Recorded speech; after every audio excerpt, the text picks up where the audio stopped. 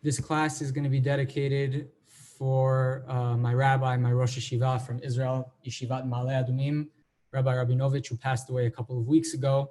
And these words of Torah will in fact be inspired by Devar Torahs that he gave in Ma'ale Adumim, Alav Shalom. So the learning that we're doing should be in his memory, Bezrat Hashem.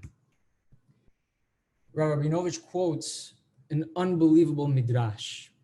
The midrash says, Atid HaKadosh Baruch Hu lehavi Sinai v'Tavor v'Karmel v'liten Yerushalayim alehem berasham shene'emar nachon yeh har Beit Hashem berosh heharim. Now this midrash is somewhat puzzling, but is incredibly deep and beautiful.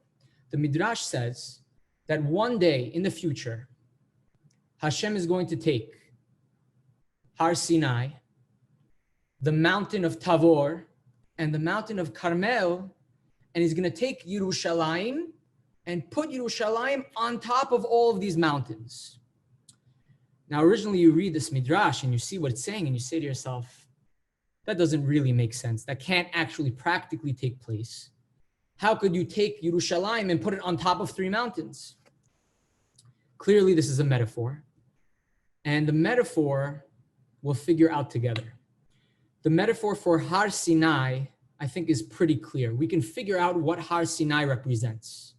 If you were to take the idea Har Sinai and say, what do you think about when you think about Har Sinai? What pops into your mind? What does Har Sinai represent? What does Har Sinai represent? Especially since we have Shavuot coming out. Zachary Beda, can you help us out over here? What does Har Sinai represent? What do you think about when you think about Har Sinai? Getting the Torah. Very good. The Torah, Har Sinai represents the Torah. That's what it's representing. And what Hashem is saying is, I'm going to take Yerushalayim, and when is it going to be nachon? When is it going to be safe, sturdy, built, secure?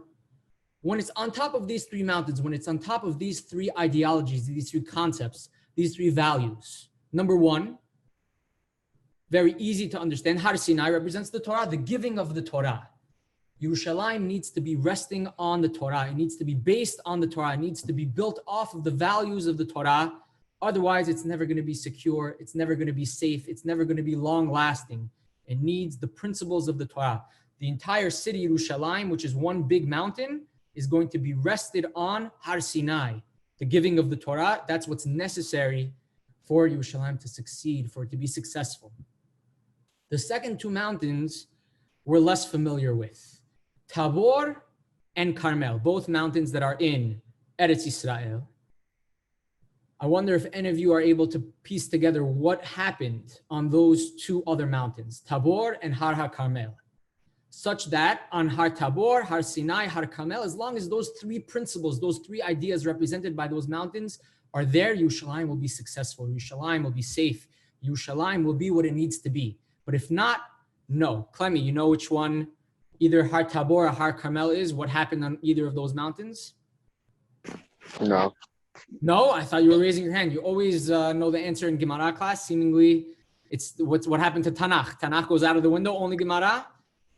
What happened on Har Tabor and on Har Carmel? And we're going to see that those are the foundations in which Yerushalayim, our capital city, is based off of.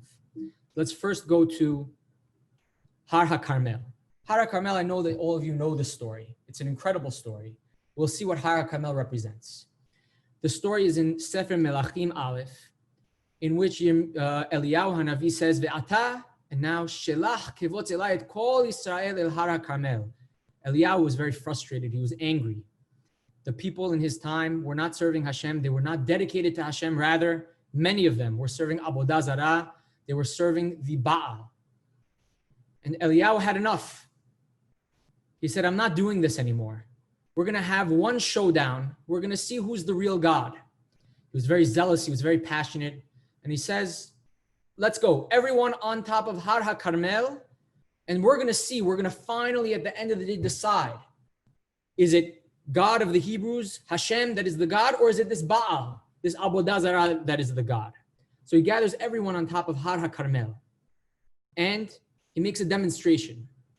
He allows for the Nevi'ei Haba'al, 400 of them, the priests of the Avodah Zarah, to go and to do whatever they need to do in order to bring a korban to their God. And if their God answers, and if their God provides a fire to accept that korban, then clearly their God is the God. But if they are unsuccessful, and Eliyahu, who was only 1 versus 400, is successfully able to bring a korban without any fire, then everyone should know, everyone that's watching should know that Hashem is the true God. And as it turns out, obviously the Nevi'ai Haba'al, those priests of Avodah Zarah, are not successful. And they scream and they cry to their gods and nothing happens. Eliyahu Hanavi mocks them and makes fun of them. And then he pours water all over his korban in order to show and demonstrate that there's no joking going on over here. There's no tricks. And a fire comes down from heaven and eats up the korban that Eliyahu Hanavi had set up. And everyone is standing there in awe. All of those who were non-believers, who were doubting if our God is the real God, they see this tremendous miracle. Vayar kol ha'am vaypelu al penehem vayomeru Adonai hu ha'Elohim, Adonai hu ha'Elohim. Everyone in unison, unified, all together, they declare that Hashem is the God. And they put past all of their doubts and they unite together as one nation, as one people under Hashem.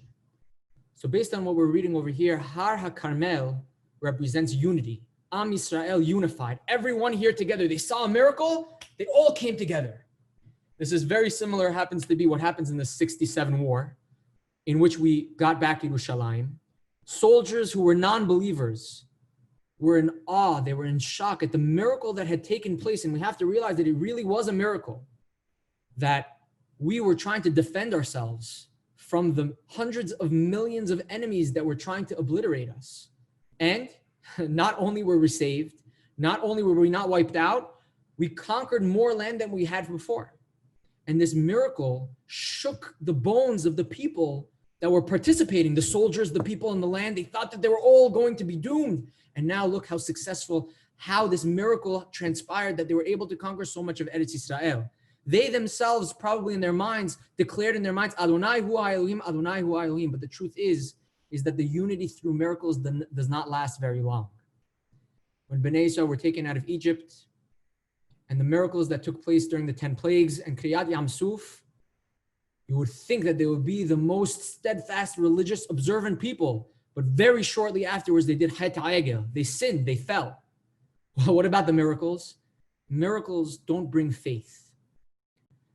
At this time, they saw the miracle that Eliyahu Hanavi did. They yelled out, Adonai hu Elohim, Adonai hu Elohim, but they quickly afterwards went back to their Avodah Zarah and their wicked ways. In the 67 war, when they witnessed the incredible miracle that took place, that we got Yerushalayim back, that we were saved from our enemies, at the moment they were inspired, they saw the miracle, but that doesn't last. That doesn't bring faith. Miracles don't bring emunah. That's just the way it is. It requires education. It requires instilling it in from the time of youth. That's what brings emunah, not miracles. That doesn't help. But either way, Har HaKarmel represents a time in which even for a short period of time, Bnei Yisrael were unified. They were unified. They realized the importance of being unified under Hashem. And that's what Har HaKarmel represents. If Har Sinai represents the giving of the Torah, Har HaKarmel represents the importance of the unity of Am Yisrael. And then we have the other mountain. The other mountain which we mentioned in the Midrash was Har Tabor. Har Tabor is a mountain that was a battleground in the book of Shoftim. In the book of Shoftim, we have an incredible story in which the leader of the people at that time was not a man, but rather a woman. A woman took charge, took responsibility, and after 20 years of war and subjugation by Sisra, who was taking advantage of the people, who was stealing from the people, Bnei Yisrael were not autonomous in that area, in the north of Israel. This woman, whose name was Devorah, took charge, and she said, we're not going to stand for this anymore. We are not going to stand for being subjugated by our enemies. We're going to stand up and we're going to fight. And she, along with her general Barak, decided to fight against Sisera, an incredibly fortified army, one which for 20 years they were not able to beat. And what does she do? She calls over Barak, her general, and she calls over a bunch of soldiers in Israel, and she says, guys, let's go. We're going to fight for our freedom. And that's what they do. An amazing miracle happens. And even though they were outnumbered and they had less resources than Sisera's army, they were successful under the leadership of Devorah and Barak. Why? Because when Israel went to fight Sisera, heavy rain fell. And that put a tremendous advantage for Israel and a disadvantage to the army of Sisera. Because Sisera's army was known for having very advanced chariots, which is why it was so difficult for Israel to fight them in the first place. But now, Sisera is at a disadvantage because the rain that fell down right at the time of the war muddied up the land. And now all of the chariots that Sisera was relying on for this war for strength gets muddied up and stuck in the mud. Israel swoops in and destroys the army of Sisera. The following part of the story is a story that you're very familiar with, in which Sisera runs away from the battle like a coward. And Yael, seemingly a non-Jewish woman, brings him in and murders him while he's sleeping. And this story of Shoftim, the battle on Har Tabor, represents responsibility. Taking responsibility for our destiny, for our own people. Har Sinai represents the Torah, the values of the Torah, in which Yerushalayim, in order for it to be complete, in order for it to be steadfast, it needs to be over the values of the Torah. Har Carmel, unity. We cannot have Yerushalayim if we're not unified. And Har Tabor, we cannot have Yerushalayim unless we take responsibility for our own destiny, for our own nation. We need to take responsibility for who we are, not to sit back. It's very interesting. The pasuk says, "Mini machir yardu mechokekim umizbulun moshkim b'shevet sofer." The commentators on this pasuk says, you know who went out and helped Devorah in this war? The Talmidei Chachamim, the Rashei Yeshivot, the biggest Torah scholars. They're the ones that went out to war and helped Devorah conquer Sisera. They didn't sit back. They stood up and took responsibility. And at the end, in the next chapter, Devorah yells and rebukes all of those of Israel who sat back and didn't participate in the war. They didn't take responsibility. They didn't go and stand up and say, hey, listen, we need to take responsibility for ourselves. We need to stand up and protect ourselves. All those who didn't come up and stand up and stand with Devorah, they all fell. They all were rebuked. They were all cursed. But those who took responsibility, that's what Har Tavor represents. Those who stood up and didn't sit back. They took responsibility, which is what we saw in the 67 war, in which the Jewish people gathered together. They were unified under the Torah. They were unified and they took responsibility for their own goral. And that's why we were merited to have Yerushalayim back in our hands. And only will we see Yerushalayim back in our hands fully with the Beit HaMikdash, Bezrat Hashem, when we take responsibility for what we have, which is what's demonstrated in the next midrash, a beautiful midrash about Rabbi Hanina ben Dosa. Rabbi Hanina ben Dosa was a rabbi who was tremendously poor.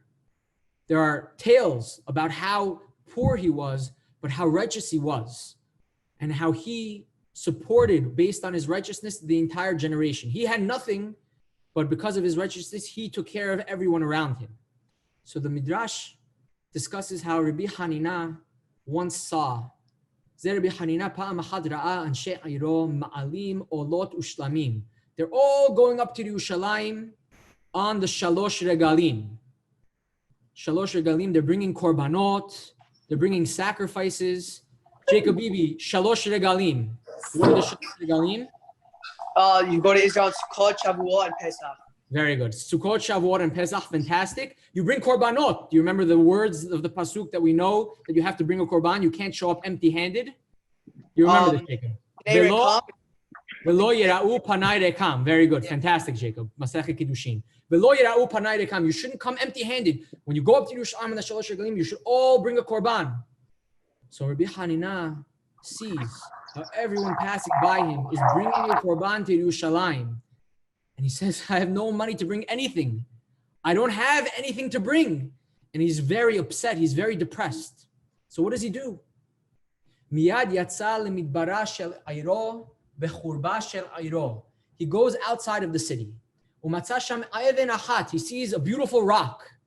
Yatsa v'sideka v'siteta v'chirkema. He goes and he chisels it and sands it down and makes it to the most beautiful rock that he could possibly fashion. Amar hare alay laha'aluta Yerushalayim. He said, I'm going to take this rock and I'm going to bring it to Yerushalayim. Well, that's clearly not typical. You're supposed to bring a minha, a korban, an olah. He had no way of bringing those things. That's how poor he was. All he could bring is bring a rock to dedicate to the Beit HaMikdash, maybe to use it to build one of the buildings. But that's all he could give, and he did it with a full heart. But now he has a problem. Bikesh viskor lo po'alim. He wasn't able to bring this gigantic rock all by himself. So he tries to find and hire people to help him carry this rock from where he was outside of the city all the way back to Yerushalayim to bring to the Beit HaMikdash. Amar lahem ma'alim li atem et ha'even hazot Yerushalayim. He goes to a bunch of workers. He says, hey, are you up for helping me take this rock to Yerushalayim? Amru lo, they said to him, yeah, but it's going to cost you. If you give us 100 coins, gold coins, we will do the job for you. Amar lahem, if I had 100 gold coins, you think I would be sitting here with a rock? I would be bringing you a korban. Amar lahem, I don't have 100, I don't even have 50 to give you. He looks in his wallet, he looks and tries to find money to pay them. He so desires to bring something to Hashem, and he finds nothing, and they leave. They leave, and he's now left alone with this rock that he cannot carry. Miyad, immediately, Zimen lo hakadosh baruch hu hamisha malachim bidmut bnei adam. He goes, and Hashem goes and sends him 5 malachim, 5 angels that appeared to him in the image of man, and he doesn't know that they're angels. Amru lo, Rabbi, ten lanu hamisha silaim ve'anu ma'alim abnecha Yerushalayim. They say to him, Rabbi, all you need to do is give us 5 silaim, and we are going to help you bring these rocks to Yerushalayim. So he says, all right, this I can do. And he joins in with them, but they say, on one condition, uvilvad sheyititen yadecha imanu. They say to him, on one condition, on the condition that you lend us a hand.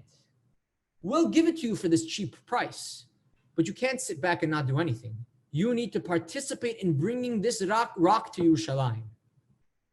So he agrees. V'natan yado imahem. He gives his hand to them to participate in bringing this rock to Yerushalayim. Immediately, all of a sudden, as if they teleport, it's as if immediately they end up in Yerushalayim, a miracle.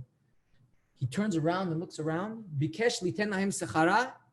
He goes to give them the earnings that they deserved. What he made a deal, 5 silaim, velo mesa'an. And they disappeared. These angels disappeared. Now, what is this story telling us of Rabbi Hanina ben Dosa? I think the story is fantastic. Rabbi Hanina was poor. There's no way Yerushalayim was in his sights. There's no way the Beit HaMikdash, Har HaBayit, was anywhere within reach of him. He was so poor, but because he wanted Yerushalayim, because he wanted to go to the Beit HaMikdash so badly, Hashem made a miracle for him. And Hashem provided him angels. But they told him, we're not going to do all the work. You have to lend a hand as well.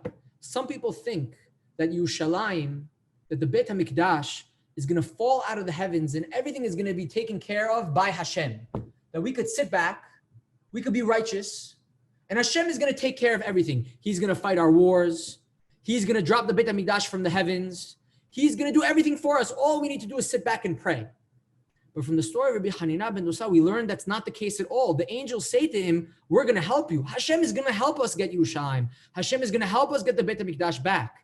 But we can't sit back and do nothing. We need to take responsibility We need to be involved. We need to make an effort. We need to do the work.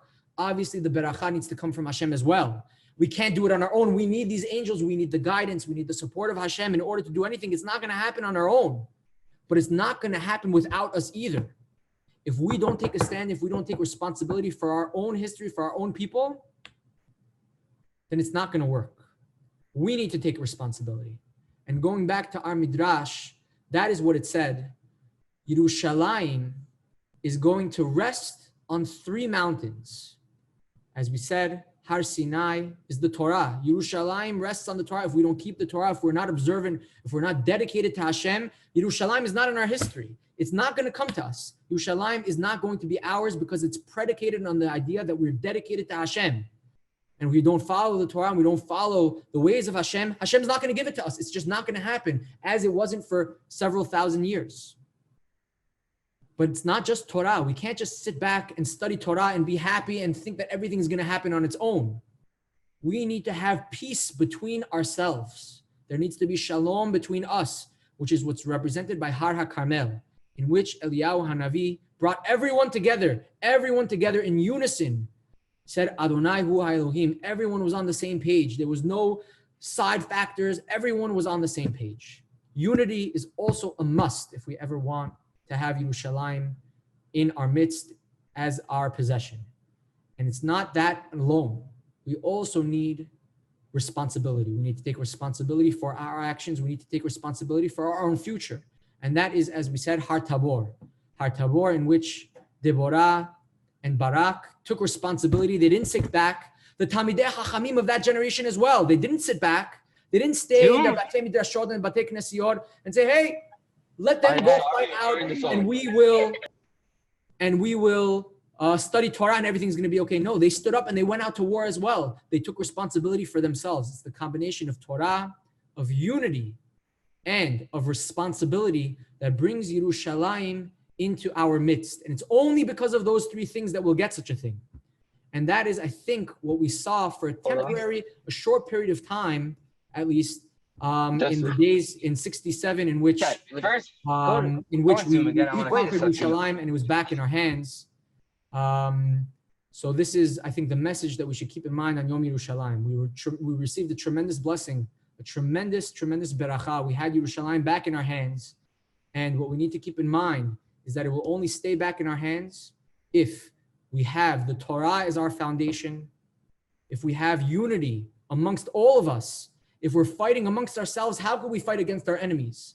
And of course, we need to take responsibility for ourselves. We need to be proactive. We can't just sit back and expect miracles to happen from heaven. Like Rabbi Hanina ben Dosa was told, you have to lend a hand as well. Only if you lend a hand, the miracle will happen. Only if we make an effort to build Yerushalayim and build up Israel will it be built up. But if we sit back and think that Hashem is going to do everything, Hashem won't do anything for us because we are not going to be deserving of it. I want to wish everyone a Yom Yerushalayim Sameach, a Shabbat Shalom. May we all see the building and the glorification of Yerushalayim b'mehera b'yameinu. Amen. Shabbat Shalom.